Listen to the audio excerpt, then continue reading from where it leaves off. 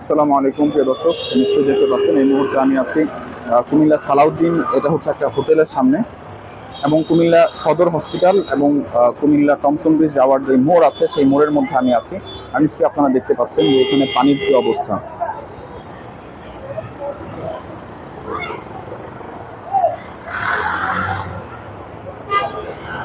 পানির কারণে জনজীবন বিপর্যস্ত হয়ে গিয়েছে।